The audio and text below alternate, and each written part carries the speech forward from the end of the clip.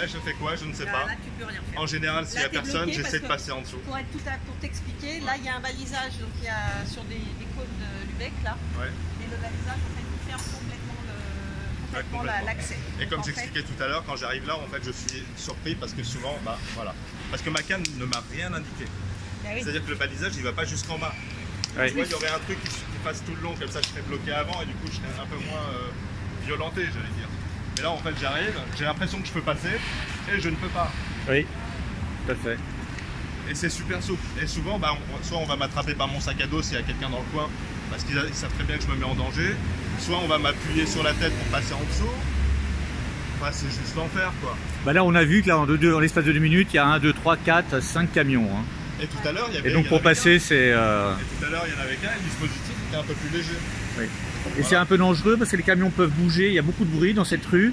Et si tu dois te faufiler, tu sais pas où tu te faufiles et tu peux prendre un camion, te faire happer par un camion. Je suis tétanisé hein, quand il y a du bruit, etc. Je ne sais pas. Je ne sais pas ce qui se passe. Tu peux pas avoir l'information sonore en plus du danger, des camions qui bougent. Et là, ça fait, je vous le disais, 8 ans que ça dure. Et j'ai mis tout ce temps-là à alerter puisque on a commencé le travail quand même avec. On a essayé d'expliquer les choses, de proposer des solutions. Alors que je souligne, hein, j'ai filmé tout à l'heure, mais c'est en plus l'entrée donc pour les personnes en situation de handicap. On voit le petit panneau derrière bleu. Alors ça concerne effectivement les personnels, le personnel en général, y compris le personnel en situation de handicap, et les visiteurs handicapés. Oui. Et les visiteurs aussi. Oui, le personnel et le visiteur, effectivement. Exactement.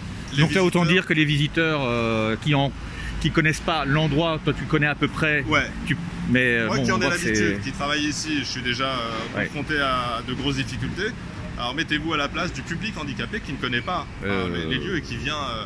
S'il ne vient pas accompagner, c'est quasiment impossible. Et qu'on ne connaît pas, etc. Quoi.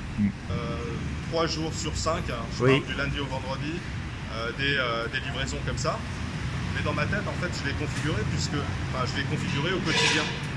Parce que les jours ne sont pas fixes, les heures ne sont pas fixes non plus, hein, je parle des heures de livraison.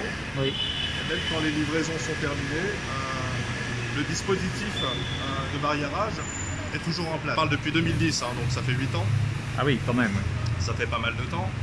Et les dispositions qu'on a mis en place ne sont pas du tout satisfaisantes. On nous a par exemple mis en place le fait de recevoir un mail pour nous indiquer les jours, les heures, et les temps d'intervention, de livraison. Ces mails, on ne les reçoit pas le jour même, enfin on les reçoit soit le jour même, donc quand il est trop tard, soit le lendemain. Et puis il y avait aussi la promesse qu'il y aurait toujours un agent pour aider à la circulation. Ah.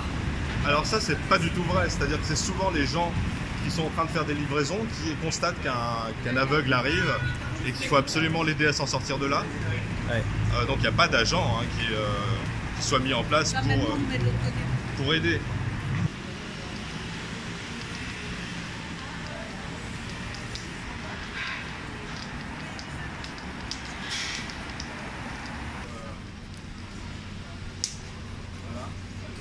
Voilà. Et passer en dessous. Ouais. Non, tu peux pas, il faut que tu fasses le tour. Non mais je suis d'accord. Mais en fait moi quand j'arrive là, l'obstacle je le sens pas avec ma canne. Ouais. Donc j'arrive dessus en fait. Et là, je me dis non, ça va pas, donc il faut que je continue. Donc là, je le suis parce que je peux pas le sentir. Donc qu'est-ce qui se passe? Bah là, tu peux pas te Vas-y, fais-le, on te laisse faire. Hein. On t'arrête avant que tu te cognes. Voilà, là, t'as un camion. Bah là, je sais pas quoi faire. Là, j'en sais rien parce que je sais pas, il est possible que le camion se mette à rouler. Moi, ce que je fais à ce moment-là, je me bloque, je reste là. Et j'attends que quelqu'un puisse. Soit j'essaie d'interpeller quelqu'un, mais comme en général, il y a beaucoup de bruit. J'entends pas les gens qui passent, donc c'est au bon vouloir des généreux passants qui peuvent m'aider à m'en sortir, quoi. Là j'attends, en général. Donc tous les jours c'est un peu un labyrinthe différent finalement. Ah mais complètement, parce que je suis amené, je travaille à la bibliothèque, mais je suis amené souvent soit aller manger à midi à la boulangerie d'en face, soit aller travailler avec les collègues au 25. Voilà quoi, donc non c'est un enfer, et puis parfois je m'abstiens de sortir, quoi. Oui, bien sûr. Évidemment, les collègues en général ils vont couper pour aller au 25 rue du Renard. Bah là tu peux pas, il y a des camions partout. Moi je peux pas, donc je suis obligé de faire ce que je vais faire là. Il y a des camions, il y a un camion qui va démarrer là. En plus il va démarrer, donc j'arrive là.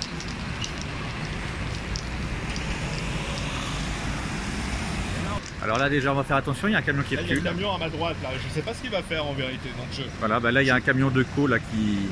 Je compte un peu sur... je sais pas. Bah là on est là parce que... Mais sinon tu peux pas débrouiller. Ah non, je peux pas. C'est un peu je ralentis, puis j'hésite à passer, puis j'y vais en général quand il y a une file de personnes qui passent. Je me dis qu'ils vont pas prendre de risques et que voilà, j'essaie de me mettre un peu dans le flux. C'est-à-dire que le stress commence quand je prends le bus à Gare du Nord. Je me dis qu'est-ce que je vais trouver là-bas, quoi. Oui. Comment je vais aller travailler, comment je vais intégrer mon bureau. C'est-à-dire que même les jours où je pourrais être tranquille, je ne le suis pas parce que je ne découvre le dispositif que sur place. Oui, c'est ça. Et du coup, j'anticipe vraiment, hein, le stress est là. Il est dans le bus, quoi. Les acteurs de nos administrations se rejettent le bébé les uns aux autres. Mon administration dit qu'elle ne peut rien faire et que c'est au centre Pompidou de faire les choses. D'accord. Voilà. Et le centre Pompidou lui-même a été sollicité et renvoie la balle à la BPI.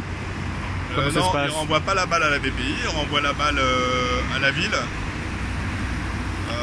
Et puis je ne sais pas trop à qui. On renvoie la balle au budget qui n'est pas là apparemment. Ah d'accord, oui. On renvoie la balle, je sais pas, au hasard, à la chance peut-être, je ne sais pas.